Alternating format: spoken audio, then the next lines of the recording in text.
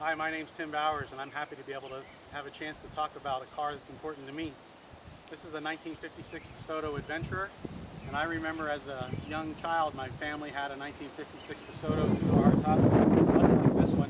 I remember when we would go on family trips that my spot to sleep was behind the back window on the package tray.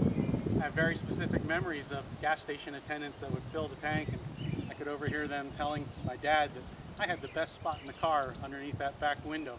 Of course, today we know that we'd get in trouble for doing something like that, but I very much remember that happening.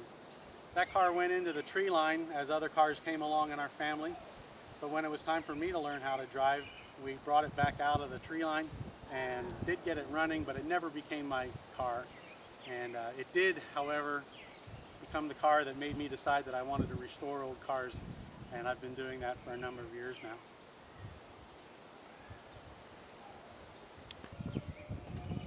The 1956 DeSoto Adventurer came with a 341 Hemi engine, dual Carter 4-barrel carburetors, producing 320 horsepower.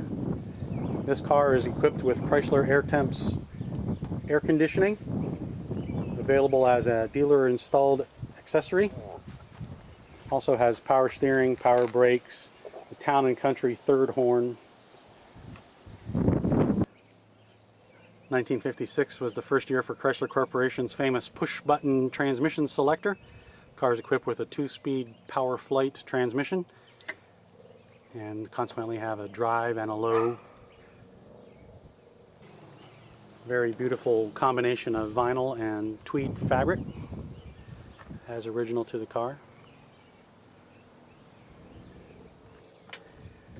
And a very cool embossing of the DeSoto script in the center of the back seat.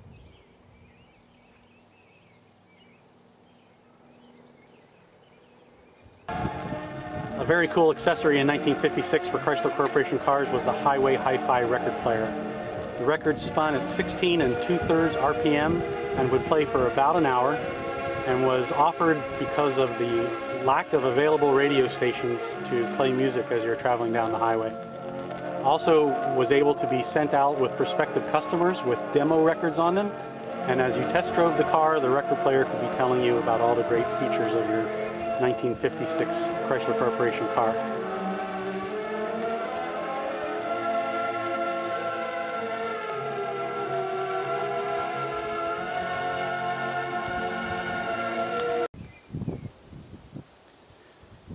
In 1956, the air conditioning evaporator was in the trunk.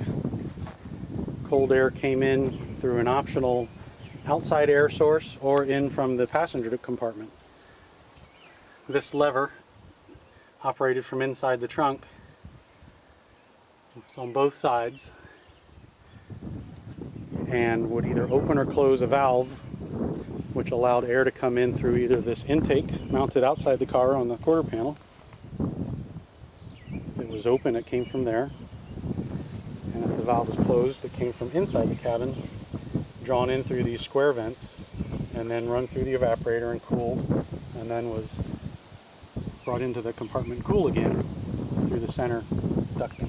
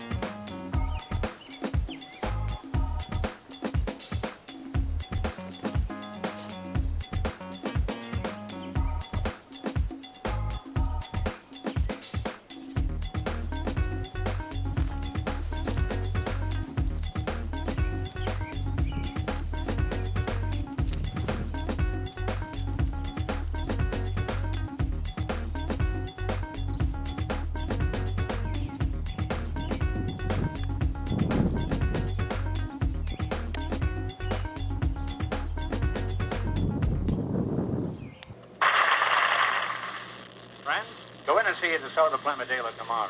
And when you do, tell him Groucho sent you.